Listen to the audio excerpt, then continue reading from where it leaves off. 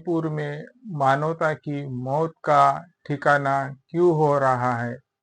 कल फिर से मणिपुर में एक और आदमी की गोली मारकर हत्या कर दी गई। ये जो घटना है वो मणिपुर के चुरंचानपुर जिले का है। अगर हम किसी के पति की हत्या कर दे तो सिर्फ उस घर ही नहीं बर्बाद होता है, लगभग उस पति की पत्नी, माँ बाप, बूढ़े माँ बाप और साथ ही साथ उसके बच्चों को भी खामियाजा भुगतना पड़ता है। सिर्फ एक व्यक्ति से जान जाने के बाद पूरा घर का ढांचा है वो फिसल जाता है। अगर यही हम आपको जो डायरेक्शन दे रहे हैं, अगर किसी के पति को जिसने मारा हम उसके ही पति को अगर गोली मार दे तो क्या हो जाता है। तो इसके ही नतीजे से बुद्ध और संविधान क्या कहता है, इस घटना में बुद्ध ने तो साफ तौर पे कह चुके हैं कि हिंसा ना हो, अहिंसा का रास्ता अपना ले और इससे टेक्स अवे हो जाता है आर्टिकल 90 बी और आर्टिकल 15, आर्टिकल 30 जो कि संविधान के प्रावधान में है। और साथ ही साथ मणिपुर का शासन जो कि वहाँ पे एन बीरेन की सरकार थी वो कोलैप्स हो चुकी थी, फिर राष्ट्रपति शासन लग चुका था और लगभग शायद अभी भी है।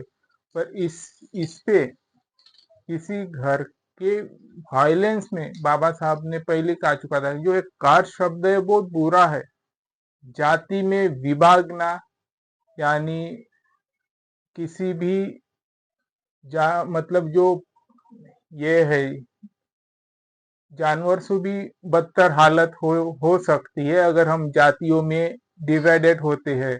पर हमें जातियों में भी डिवाइडेड होने की खुशी है, यानी हम जानवर से भी बदतर जानवर हो चुके हैं और इसीलिए ही हम आदमियों का खून करते हैं। भले हम मणिपुर में तो अभी डायरेक्ट खून हुआ, पर हम डायरेक्टली खून नहीं करते हैं, इनडायरेक्टली खून करते हैं, किसी को इंजर्ड करके, बुरी सोच करके, किसी को ओवर यूज करके, किसी को परेशान करके। यही भी एक कहीं ना कहीं मौत के तादाद में जाने का हिस्सा है।